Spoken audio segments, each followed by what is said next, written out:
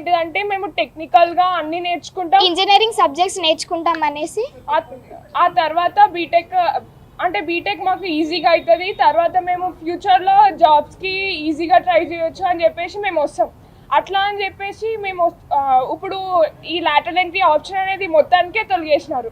So దీనివల్ల మాకు disadvantages ఉంటుంది. ఇంకా మధ్యలో మాకు బీటెక్ అనే ఆప్షన్ లేకపోతే మేము ఫర్దర్గా ముందుకు వెళ్ళలేము, ఇక్కడనే స్టాప్ అయిపోతున్నాం. సో దీనివల్ల డిప్లొమా చదువుతున్న ప్రతి ఒక్కరూ బాధనే ఫేస్ చేస్తున్నారు తప్ప వాళ్ళకి ఇంకా నెక్స్ట్ ఏం చేయాలో అర్థం కావట్లేదు.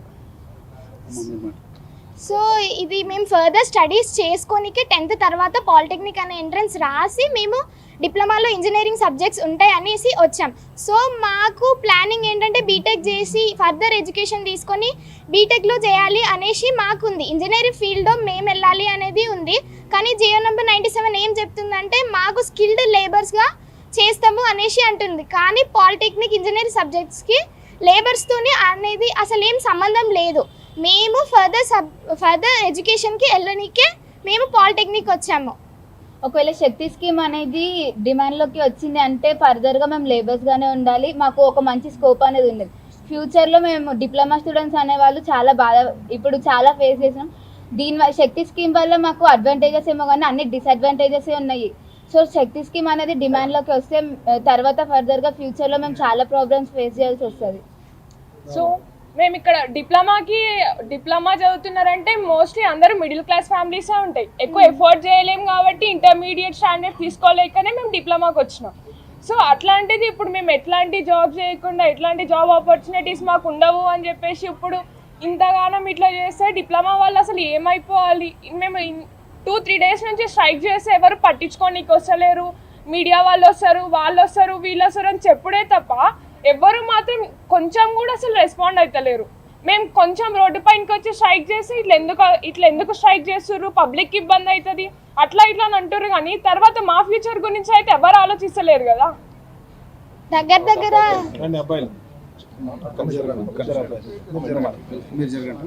Good afternoon to everyone. This is Srivardhan from GILT Leather Technology College, Polytechnic College, Raidurg.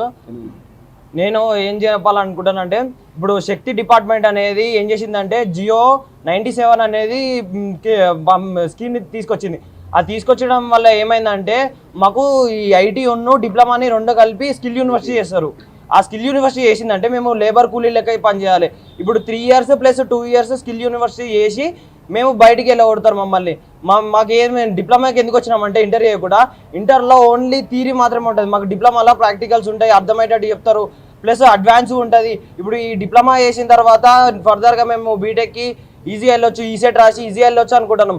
కాకపోతే వీళ్ళు ఏం చేసేది తెలుసా, స్కిల్ యూనివర్సిటీ చేసి 2 years చేసి మళ్ళీ మేము బీటెక్ వెళ్ళాలంటే మళ్ళీ ఇంటర్ చేసి మళ్ళీ బీటెక్ వెళ్ళాలి. మాకు అట్లా 11 years పడుతుంది. అది కాకుండా మేము డైరెక్ట్గా యథావిధిగా ఉంటే మాకు బాగుంటుంది. ప్లస్ వీళ్ళు ఏంటంటే స్కిల్ యూనివర్సిటీ చేసి అది ఇది చేసి అంటున్నారు, పంపిస్తా అంటున్నారు, ఏందో అర్థం కావట్లేదు.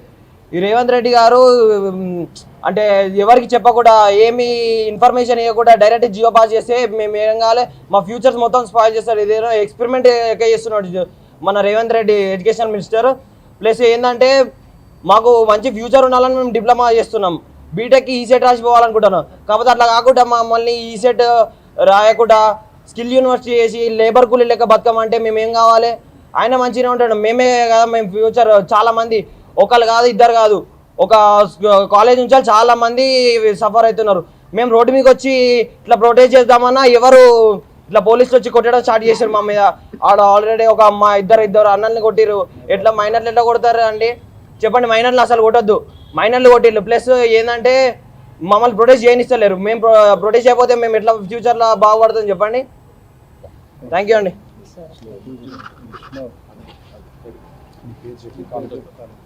నా పేరు గణేష్ అండి. నేను గవర్నమెంట్ పాలిటెక్నిక్ మాసప్ ట్యాంక్ కాలేజీలో చదువుతున్నాను. 10th తర్వాత ఇంజనీర్ అవ్వాలనే కళలతో ఉన్న విద్యార్థులు ఇంటర్ ద్వారా వెళ్తే లక్షల ఫీజులు కట్టలేక పాలిటెక్నిక్లో జాయిన్ అవుతారు ఒక స్టూడెంట్. అటు పాలిటెక్నిక్లో ఏంటంటే ఇంటర్లో చదివే మ్యాథ్స్, ఫిజిక్స్, కెమిస్ట్రీతో పాటు బీటెక్ 3rd year 4th yearలో చదివే ఇంజనీరింగ్ సబ్జెక్టులు కూడా మేము 3 years డిప్లొమా కోర్సులనే చదువుతాం. అంటే ఒక డిప్లొమా కంప్లీట్ చేసిన స్టూడెంట్ బీటెక్ గ్రాడ్యుయేట్తో సమానం. అటువంటిది ఈరోజు స్కిల్ యూనివర్సిటీలో విలీనం చేయడం జరుగుతుంది. ఈరోజు తెలంగాణ రాష్ట్రంలో పేద అండ్ మధ్యతరగతి విద్యార్థులు అందుబాటులో ఎడ్యుకేషన్ ఉందంటే అది కేవలం పాలిటెక్నిక్ కాలేజీలు మాత్రమే.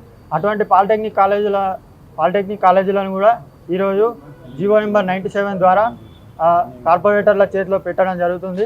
దీని గురించి క్లారిటీ ఇవ్వాలని పాలిటెక్నిక్ స్టూడెంట్స్ అందరం డిమాండ్ చేస్తున్నాం. గవర్నమెంట్ వెంటనే నిర్ణయాన్ని వెనక్కి తీసుకోకపోతే రాష్ట్ర వ్యాప్తంగా ప్రతి జిల్లాలో పాలిటెక్నిక్ విద్యార్థులు పెద్ద ఎత్తున నిరసనలు తెలుపుతారు.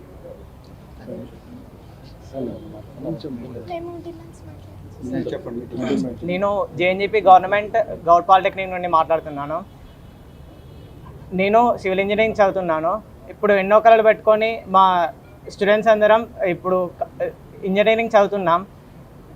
జీవితంలో ఒక మంచి లెవెల్కి వెళ్ళి అబ్రాడ్కి వెళ్ళి ప్లాన్ చేసుకుంటాం.